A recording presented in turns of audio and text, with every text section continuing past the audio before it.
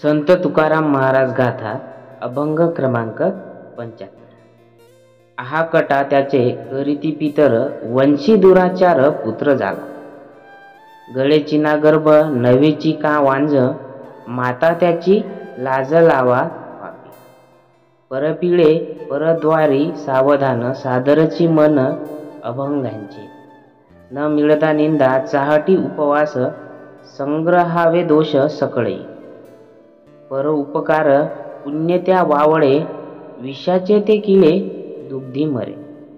तुका म्हणे विटाळाची चतो मूर्ती, दया क्षमा शांती नातळे। या अभंगात संत तुकाराम महाराजांनी समाजातील दृष्ट, स्वार्थी आणि परपीट करणाऱ्या लोकांवर कठोर शब्दात टीका केली आहे। महाराज इथे सांगतात की अशा व्यक्तींचे जीवन केवळ त्यांच्यासाठीच नव्हे, तर त्यांच्या कुटुंबियांसाठी आणि समाजांसाठीही हानिकारक आहे। महाराजांनी येथे जीवनातील 4 महत्त्वाचे संदेश दिले आहेत। नंबर 1, दुराचारी मुलाचे दुष्परिणाम। परबिळेत आनंद शोधणाऱ्या व्यक्तींची दुःस्थिती। निंदा, अहंकार आणि वाईट सवयींची हानी आणि माणसातील माणुसकीचे महत्त्व यामध्ये सांगितलेले आहे 4 कळव्यांमध्ये। बघा, आहा कटा त्यांचे करीती पितर, वंशी दुराचार पुत्र झाला। म्हणजे दृष्ट आणि दुराचारी मुलामुळे त्यांच्या पूर्वजांनाही लाज वाटते। म्हणजेच पूर्वजांच्या सत्कर्माने निर्माण झालेली प्रतिष्ठा असल्यास दुराचारी माणसामुळे नष्ट होते। यावरून समजते की आपला वंश वाढणारा प्रत्येक मूल चांगलेच असते असे नाही। जर तो वाईट मार्गाला लागला तर त्याचा परिणाम संपूर्ण कुटुंबावर नक्की होतो। उदाहरण बघा, समाजात एखादा व्यक्ती गुन्हेगारी, भ्रष्टाचार किंवा अनैतिक कामांमध्ये गुंतला असेल तर त्याच्या घरातील लोकांनाही समाजात मानहानी सहन करावी लागते। नंबर 2, गळेची ना गर्भ नवेची का वांज, माता त्याची लाज लावा पाप। म्हणजेच दुराचारी दृष्ट मुलाला जन्म देण्यापेक्षा मुलच न होणे केव्हाही चांगले।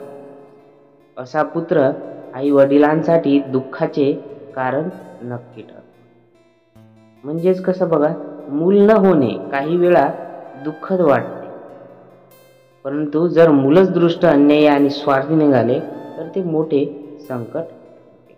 उदाहरणार्थ बघा, ज्या आई वडिलांची मुले समाजात वाईट कृत्य करतात त्यांना समाजात तोंड दाखवणेही अवघड होऊन जाते। नंबर 3, परपिढे परद्वारी सावधान, सादरची मन अभाग्याचे। म्हणजेच दुसऱ्यांना त्रास देणारा, त्यांची हानी करणारा माणूस आयुष्यभर दुःखी आणि अभागेच राहतो। यावरून बघा, परहितावर प्रेम करणाऱ्यांना शांती मिळते, परंतु दुसऱ्यांना त्रास देणाऱ्यांचे आयुष्य नेहमी दुःखी आणि अशांत राहते। उदाहरण बघा, ज्या लोकांना दुसऱ्यांच्या दुःखात आनंद वाटतो ते स्वतः सुद्धा कधीच आनंदी राहू शकत नाही। नंबर 4, न मिळता निंदा चाहडी उपवास, संग्रहावे दोष सकळे। म्हणजेच वाईट व्यक्ती कितीही उपवास प्रायश्चित्ते केली तरी त्यांचे दोष लपून राहत नाही, उलट त्याला निंदा आणि दोषारोपच सहन करावे लागतात। जसं की बघा, एखादी व्यक्ती चुकीच्या मार्गाने जात असेल तर समाज त्याच्या चांगल्या गोष्टीकडे दुर्लक्ष करून केवळ त्याच्या वाईट गोष्टीच आठवतो। जसं की उदाहरण बघा, जर कोणी चोरी, फसवणूक किंवा फसवे धंदे करत असेल तर लोक त्याच्या चांगल्या कृत्यांपेक्षा त्याच्या वाईट कर्माचीच चर्चाही जास्त करत असतात। नंबर 5, परोपकार पुण्य त्या वावडे, विषाचे ते किळे दुग्धी मरे। म्हणजेच परोपकार करणाऱ्यांचा द्वेष करणारी माणसे स्वतःच नष्ट होतात।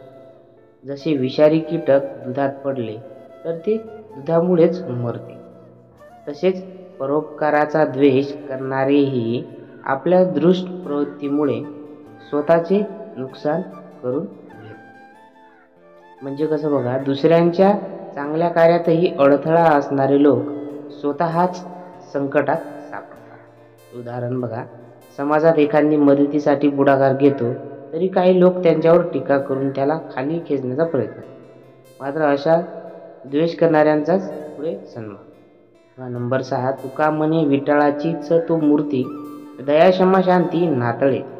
म्हणजे संत तुकाराम महाराज म्हणतात की अशा दुराचारी माणसात माणुसकीचा गुणच नसतो.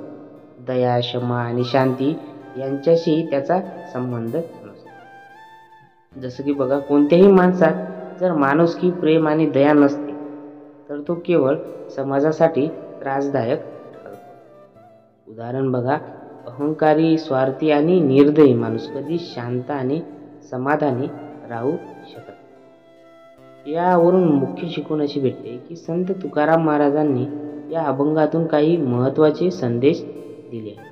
जसे की वाईट मार्गाला लागलेल्या व्यक्तीमुळे त्यांच्या कुटुंबांनाही अपमान सहन करावा.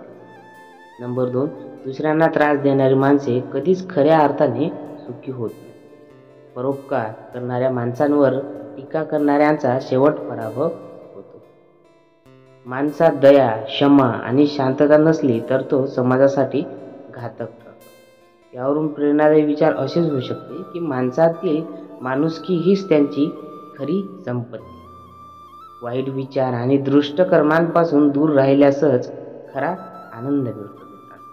तर रामकृष्ण हरी. व्हिडिओ आवडला असेल तर प्लीज चॅनलला सबस्क्राईब करा, शेअर करा आपल्या मित्रांना आणि तसेच साईडच्या बेल आयकॉनला नक्की दाबा, जेणेकरून आम्ही जे पण व्हिडिओ टाकेल ते तुमच्यापर्यंत सगळ्यात आधी